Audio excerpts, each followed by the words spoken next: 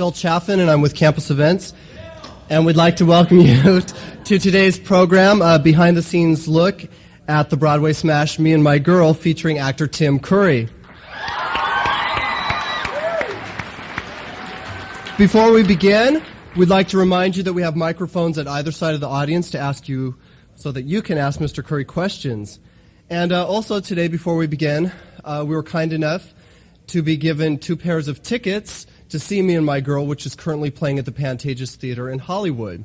So I know it's a little dark out there, but if you will all lift up your seats that you are sitting on very quickly, and if underneath them you find a Campus Events business card that says Me and My Girl on it, and if you'll bring that up at the end, we've got 2 of those, and I guarantee you that they're all with where you're sitting, so you don't need to go running to the back.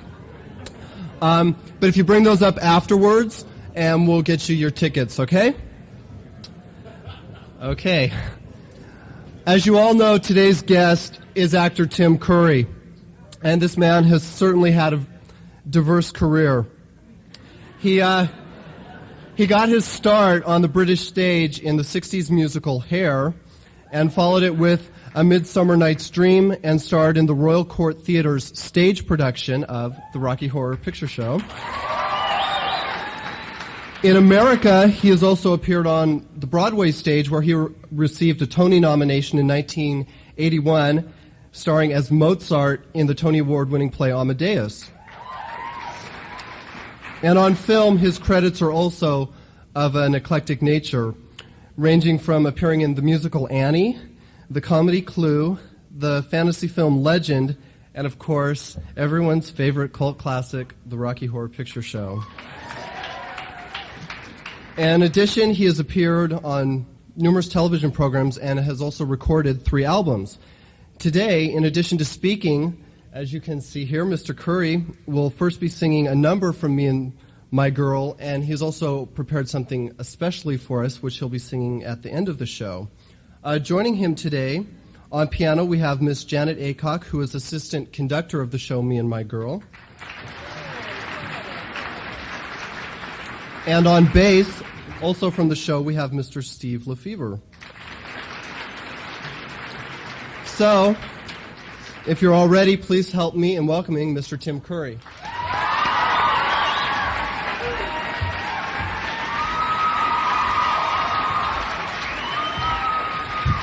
Hi, guys.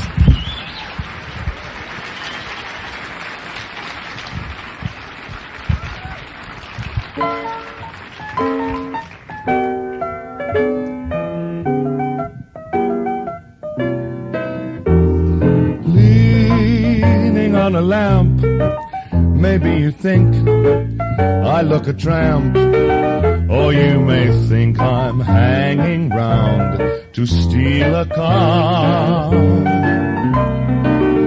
But no, I'm not a crook, and if you think that's what I look, I'll tell you why I'm here and what my motives are.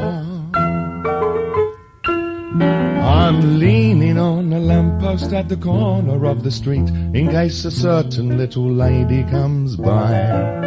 Oh me, oh my, I hope the little lady comes by. I don't know if she'll get away, she doesn't always get away, but anyway, I know that she'll try. Oh me, oh my, I hope the little lady comes by. There's no other girl I would wait for, but this one I'd break any date for. I don't have to ask what she's late for. She wouldn't leave me flat, she's not a girl like that. She's absolutely wonderful and marvelous and beautiful, and anyone can understand why. I'm leaning on a lamppost at the corner of the street in case a certain little lady comes by. Tap break. There's no other girl I would wait for, but this one I'd break any date for. I don't have to ask what she's late for. She wouldn't leave me flat. She's not a girl like that.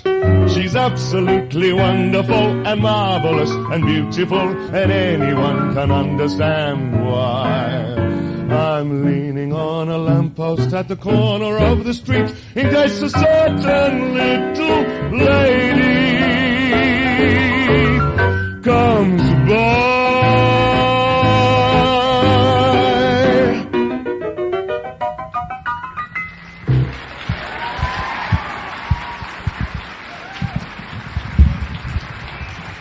I tell you, singing that at noon is tough. I'm really very, very pleased to be here. I haven't, got any kind of major speech or anything to deliver to you, but I'm very, very happy to answer any exciting questions that you might have to ask me. Or I could just go home, Woo. Is this on? The musical that you're in now is a British import, and all the musicals that are successful pretty much on Broadway in the recent years have been British imports. Yeah. And I wonder if you can just comment on what you think about, the differences between the British and American musicals right now. And why that's happening. Right. Well, I think there's sort of quite a lot of discussion about that at the moment. I think there are two reasons, really. One is that it's a great deal cheaper to mount a musical in London. And the second seems to be that English people are writing them better. And I don't know why that is. I mean, I think probably that the musical theatre was so dominated by Americans for such a long time that it probably made us try harder. But I guess, the people who are writing them just happen to be there right now. It's not that people aren't writing them here. I think one of the problems with getting musicals made and done is not just the quality of the score, but actually always finding some... I mean, the great musicals have always, it seems to me, taken some particular kind of experience or lifestyle and brought it to the stage, and it's been an experience or a lifestyle that people want to see. I mean, I get sent a great deal of musicals, particularly musicals which are in very early stages of development, and I think that a lot of people really are starting from the wrong end. One of the reasons why I think they're tending to work better in England is that there's a much stronger concentration on the book of musicals in England, and that they're very strongly directed from a book point of view. That's about it, I think. Thanks.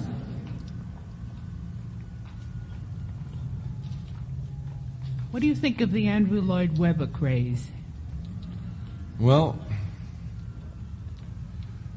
I've sort of been around for most of his career. In fact, when I was doing hair, which was my first job, I met him in some horrid little basement in Kensington where he was banging out about 3 songs from Jesus Christ Superstar,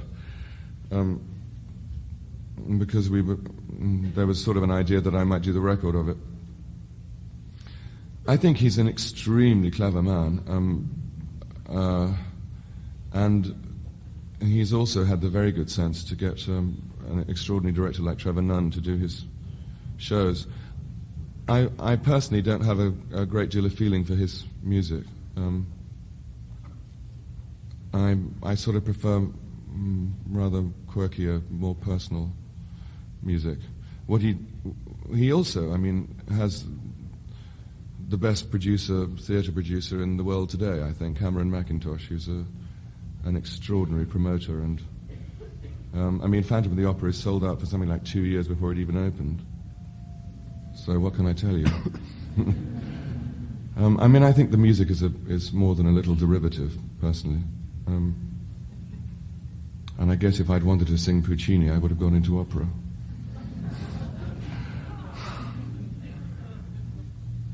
Let's see, I really love the movie Legend. What did you think, like the makeup and everything in that? Was that a...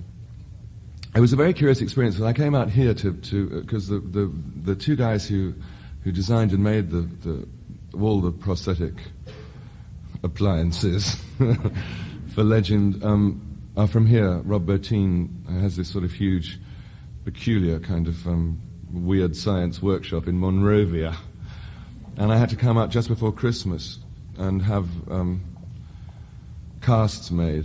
They use some kind of algae. It's a sort of some kind of seaweed extract, and they take molds of, well, all of you really, and little bits one at a time. It's very curious to have your face molded because they just have two little straws in your nose, and it's a very peculiar feeling. The worst thing, well, not that peculiar.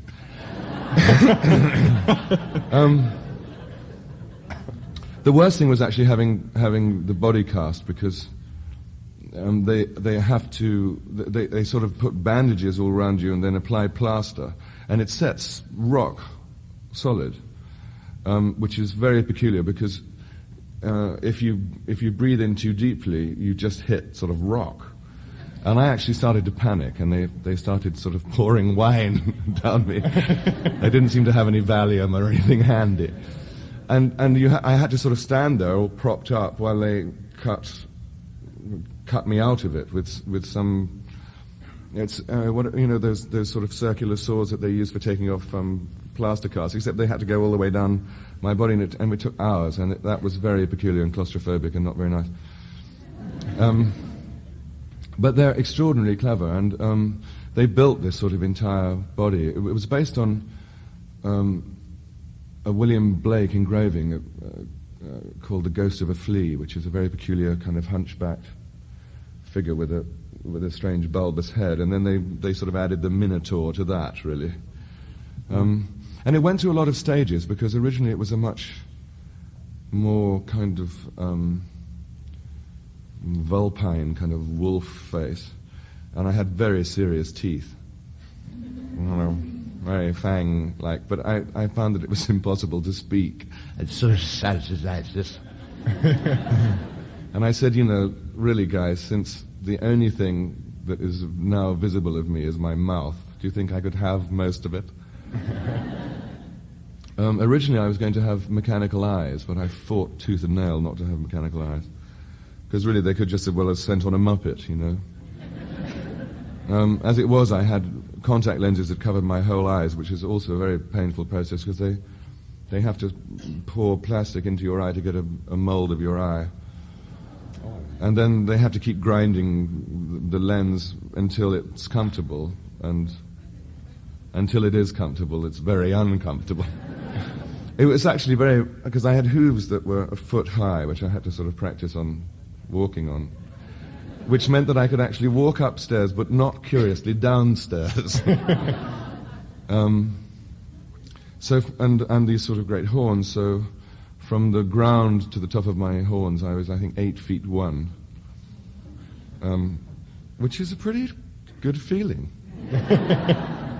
when you're kind of short. It was very uncomfortable. It took 6 hours to put it on, because it was all surgically glued on, and the face was in about 3 different pieces. Actually, Grace Jones was doing the James Bond movie in the next studio, and she used to come in and watch, because she thought she might have 1 or 2 little prosthetic devices herself. And we did a lot of very funny Polaroids together. But it was kind of weird. And people used to come in little groups to talk to me as it happened, because I got there about 6:30 in the morning, and it would take 6 hours. So about 12:30 it would be done, and then everyone would break for lunch, and I'd be the first shot after lunch, and I'd work maybe till 7 or 8, and then it would take an hour and a half to take it off, because they just used to rip it open at the top and pour in solvent. It was like, I don't know, it was a very peculiar feeling. It was like being opened up like a can.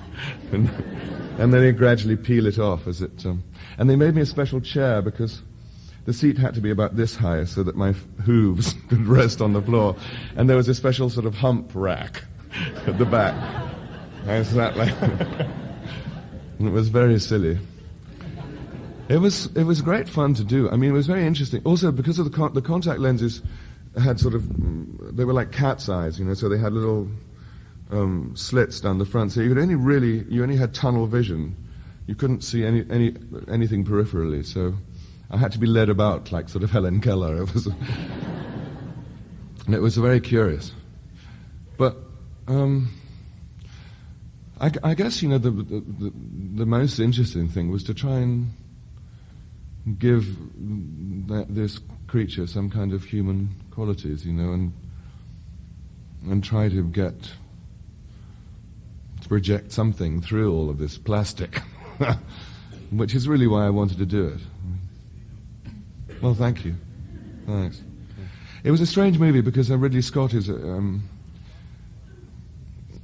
he started as an art director, and he's has, I think, you know, one of the most extraordinary eye in movies. I mean, I saw Blade Runner, and which was why I wanted to do the movie. I loved Blade Runner, and I think in a sense, Legend had the same faults that Blade Runner did, which is that he's sort of become so obsessed with the visual that he kind of forgets to keep the narrative together, and the story kind of got a bit lost, I think.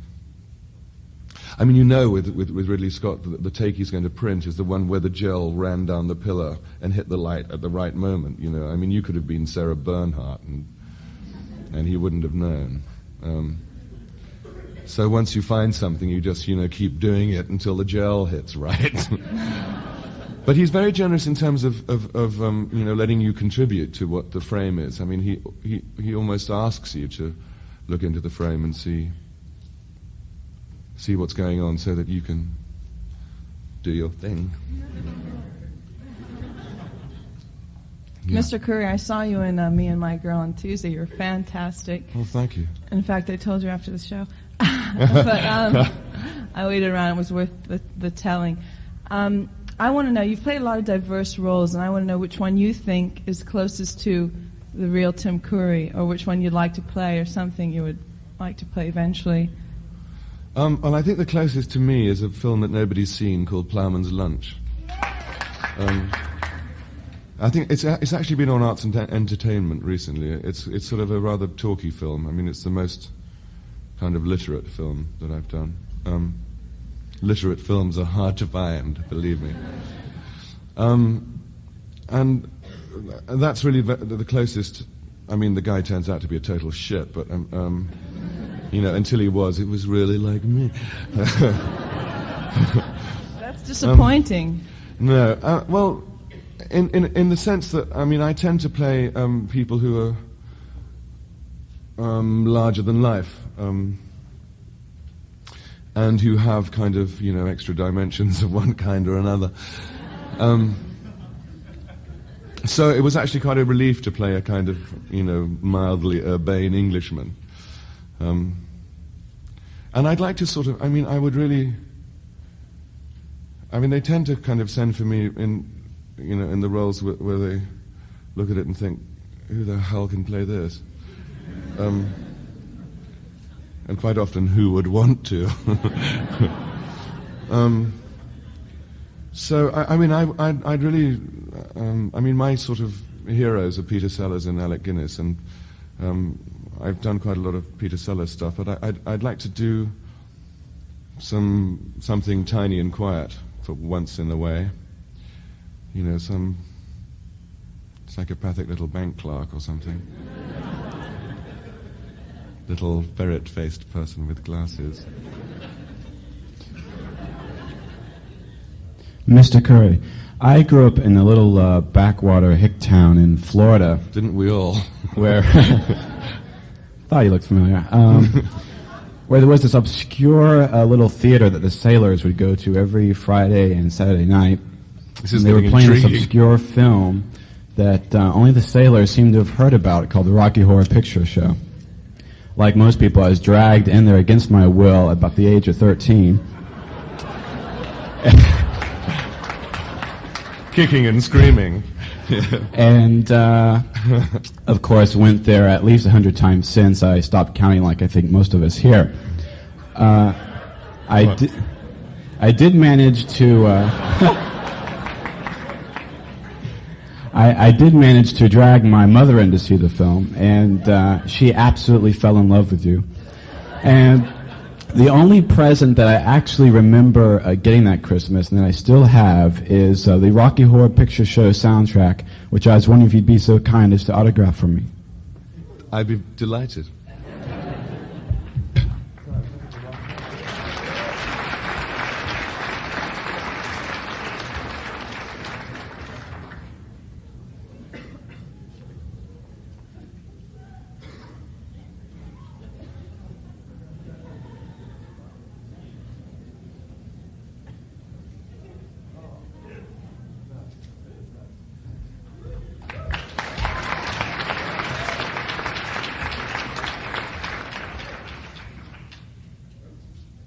Okay, now over on this side of the room.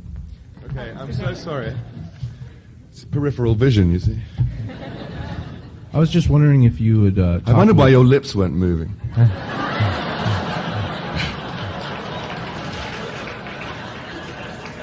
I was just wondering if you'd talk a little bit about your experiences as an actor in the United States, and if you felt that it was, if you were free to create as an actor, and or if you felt inhibited in any sense. I was just wondering if you... By being in the States rather than England, you mean? Yeah, if the experience was different in the two. Yeah. Well, I think, it is, it certainly is different. Actually coming to the States freed me an awful lot, I think. One of the main reasons that I came with the Rocky Horror Show when it played here in Los Angeles. That was the first time I came to the States, and I very much wanted to come. But one of the reasons that I wanted to come was, in a sense it goes back to the earlier question about the musicals, that I wanted to learn how to do that. Because until certainly 10 or 15 years ago, the English didn't really seem to be able to do musicals, partly because American companies brought over American companies, but also because there's a kind of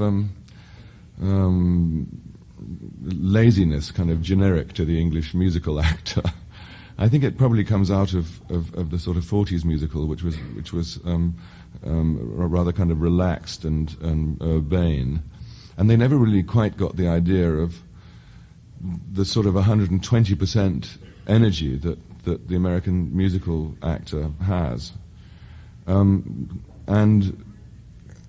it really changed my performance in the Rocky Horror Show quite a bit. I don't think that it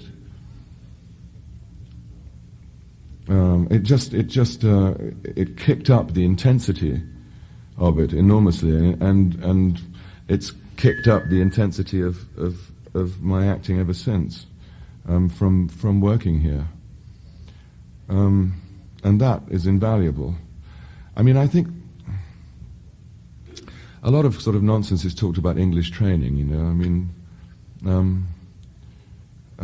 I'm really often rather embarrassed by the respect given to English actors. I think it's partly because you only see the best ones.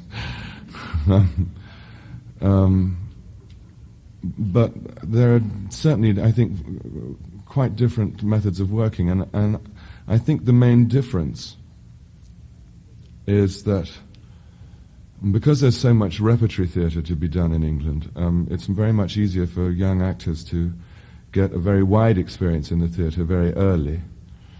It's much harder for Americans to do that. There are there are maybe, 10 regional theatres that actually do interesting work. The rest is kind of summer stock of one kind or another. And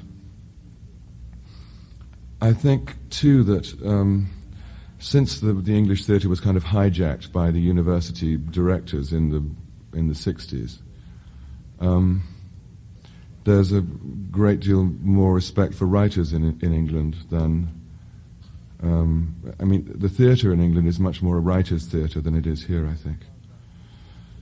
And I've found that to be the main difference, particularly working on movies with, not so much with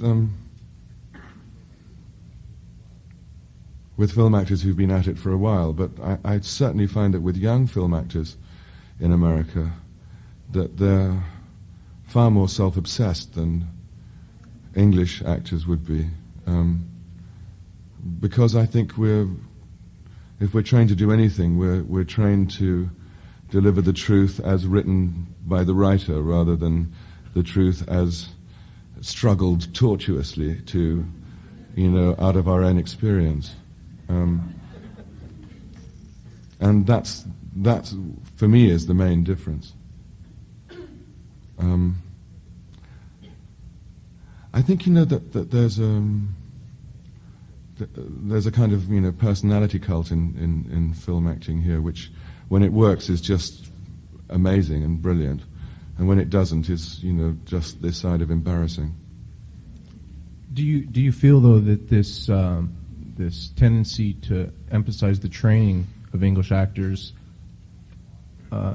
is the very reason why you felt there was more intensity in your work when you came here to America? That there was. Well, I didn't really train. You see, I mean, I did a university degree, but I didn't go to an English drama school.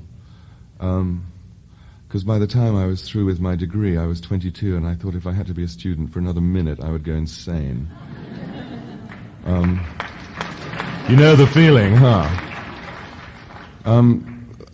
And I just, taught my way into hair.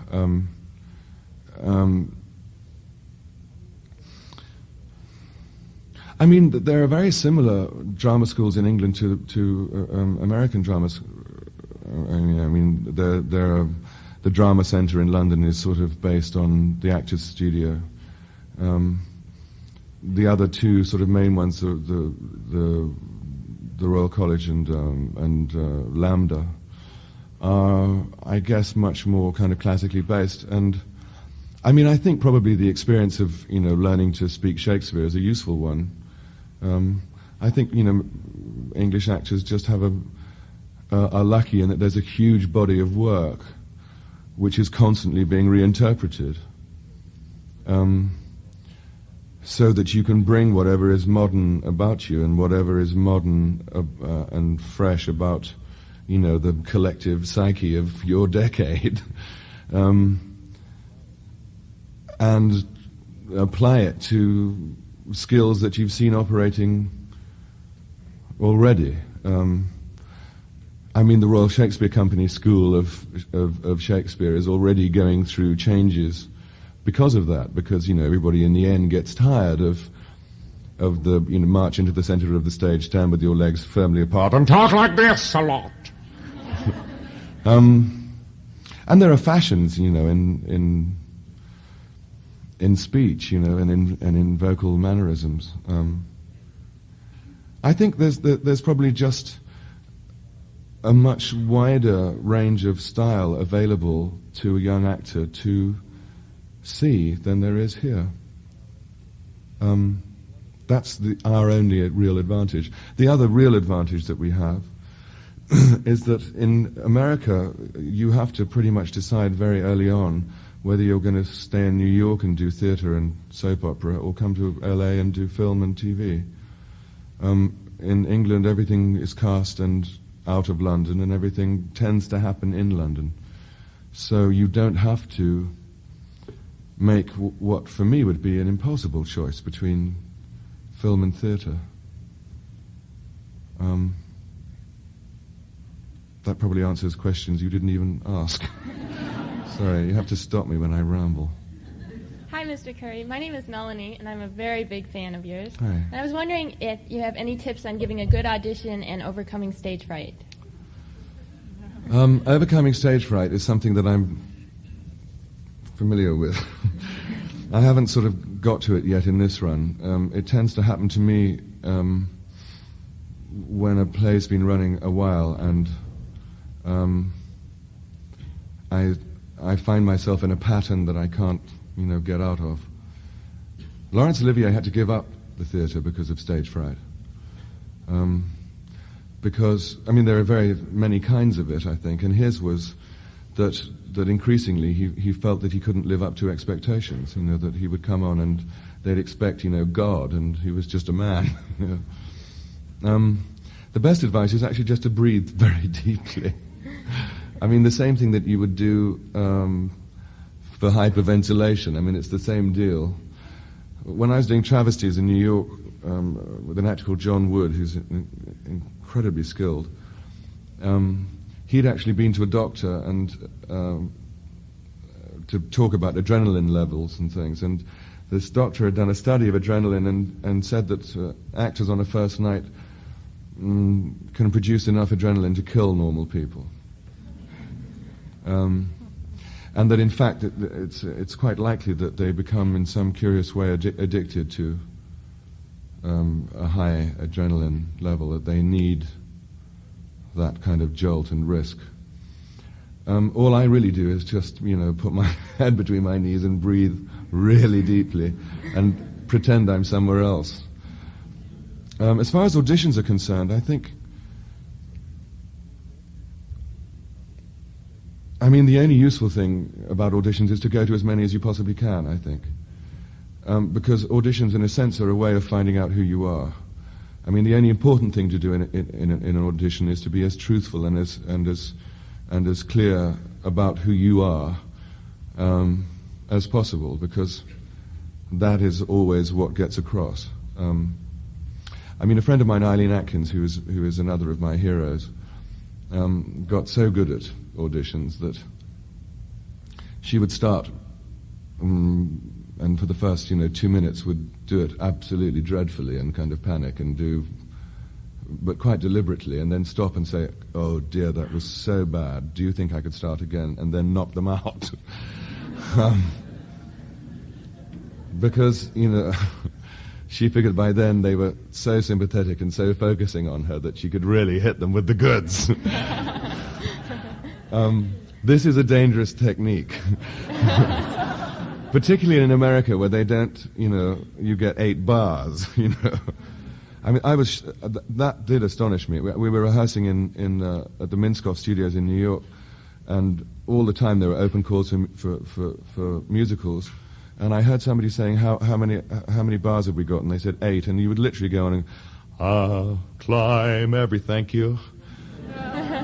If they didn't like you in 8 bars, it was all over. So,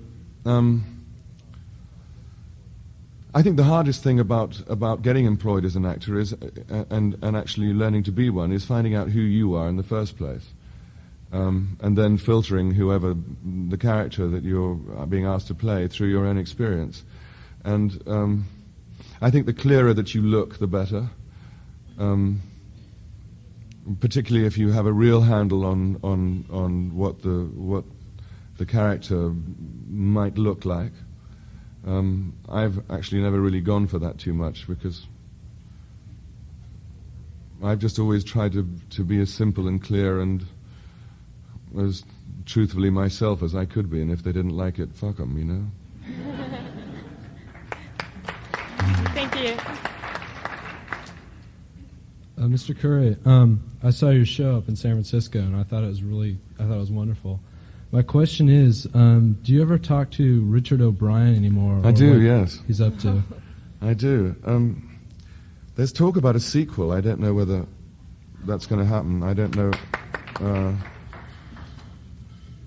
I'm not actually really terribly keen on playing that character again. Mostly because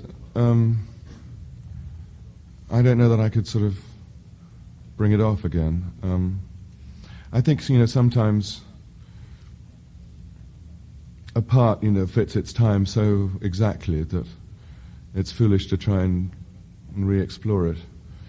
But I think he's certainly thinking about exploring some of the other characters again, and, maybe even writing a more interesting central character. He might have a mad brother or something. There was a script which was quite interesting where he got revived, and in the middle of Dayton, Ohio. It would be quite interesting to play Frankenfurter with a midlife crisis. Worrying about those wrinkles. I don't know, really. He's written. He wrote two very interesting musicals. I thought one was called TZ, which was about Tarzan, which I loved, but didn't quite sort of capture the critics' imagination. He also did a disaster movie musical, which I again liked enormously, called Disaster, which unfortunately gave the critics the opening they needed. Yes, it is. And he wrote a play called Top People, which was, I suppose, a kind of send-up of those dreadful kind of brittle West End comedies. And he still writes music, and I mean, it's quite interesting, really. I think it was such a huge phenomenon that it's been very difficult for him to follow it up. I mean, the guys who wrote Hair, Jerry Ragney and Jim Rado, have, I mean, written a couple of musicals since, but never really come up with anything. And in a curious kind of way, I think it it used up all his obsessions. I mean, because what was marvelous about it was that it was really just putting together all of the things that he would like to see on a screen into one kind of absurd potpourri. And it was perfect for its time. I have an enormous faith in his talent, and you know, and I see him all the time. I see actually, you know, most of the people, and we were really a very, very close group. And one of the great things about it was that all of the people who worked on it, including the designers and the director and the musical director, were all people who kind of, all should have met and did, and all had the same kind of sense of humor, the same, I don't know, even wore the same kind of clothes that, nobody else wore. All of that stuff. I mean, it was a real, it was such luck that we all got together. So we see each other a lot. I mean, little Nell is now a sort of grand nightclub proprietor.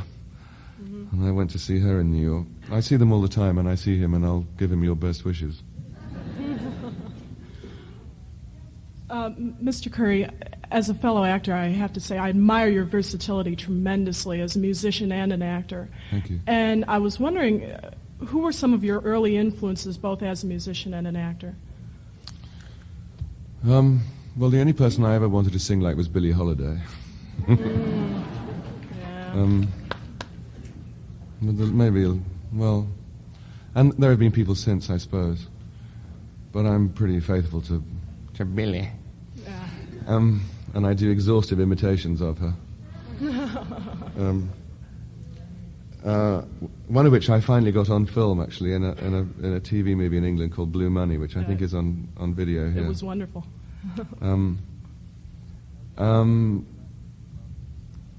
And well, my three favorite actors were Ralph Richardson, I mean, who's now dead, who was, it seemed to me, the most truthful actor I've ever seen, both on stage and on film. I mean, there was absolutely nothing in between him and a camera or an audience that got in the way of what he meant to do. And, if I could stagger on at 90 like him, I mean, that's very much what I want to do.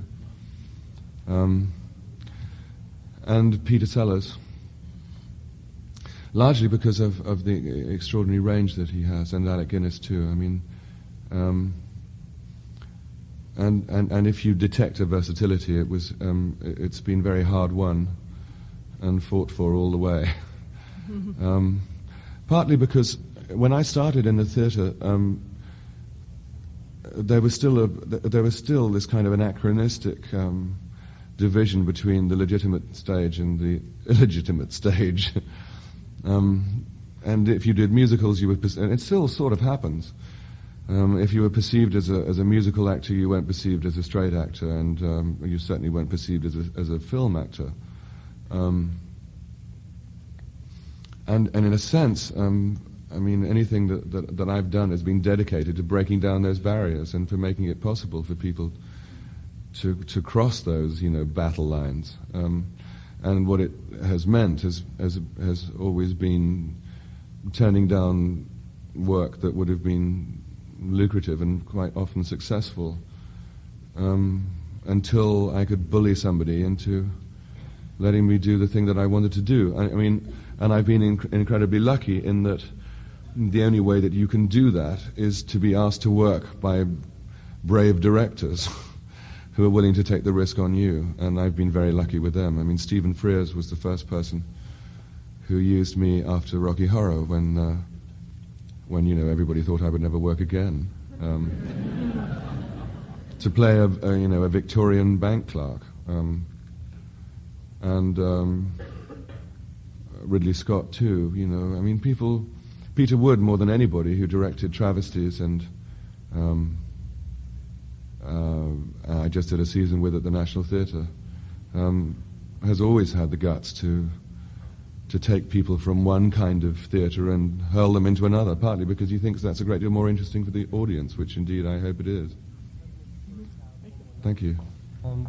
Because Mr. Curry has one more number he'd like to do for us, we're just going to take 2 more questions here. Okay? Sure. I too saw your show in San Francisco, and I was very impressed with it. But what impressed me the most was your dancing ability. Whoa. And I was very curious about your background, about your training. Well, I'm a choreographer's nightmare. I have no training in dance at all, and what happens is that until I figure out where the weight goes on the feet, I'm sort of just lost. But once I've got it in my feet, it's sort of all right. I'd never tap danced before, so I had to learn to tap dance for this show, which has actually been great. I mean, one of the reasons I wanted to do it was, it's everybody's fantasy of a 30s musical. You get to do a Gene Kelly soft shoe, and you get to kind of do a kind of half-assed Donald O'Connor. And those kind of dreamy songs, and I've worked very hard on it, and I'm enjoying that end of it enormously. I mean, it's been it's another dream come true, really. That's great.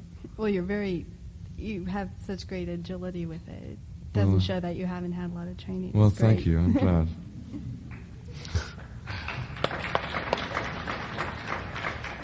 You said that you've had a lot of obscure roles sort of thrown your way, and I was wondering what you had to put into playing such a wonderfully androgynous character like you did in Rocky Horror. What I had to put into it? Yeah, for yourself. I mean, it was... I don't think it was a question of putting anything into it. I think it was a process of discovering, actually. I mean, a lot of people have played this role, and I think they've all had the same kind of experience with it, in that it's wonderful to actually throw away the kind of barriers of sexual behavior that are really thrust on you from a child, and to just swim the warm waters. And obviously, I mean, it's once the act of courage is over, it was enormous fun. It didn't really come together until something like the last week, because the thing that I found most difficult about the character was not really. I mean, everyone in this world is an extraordinary kind of photo-developing bath of sexual contradiction, and probably the more of them that we recognize, the more fun we're going to have. So it was, fun to find out that stuff. The tough bit was actually playing somebody as aggressive and as manipulative as that. But particularly in musicals, I mean, musicals to me are all about joy. They're about the joy of singing, really, and that I think that's really what people come to them for, to kind of mainline joy. And that's what I try to give them. Thank you.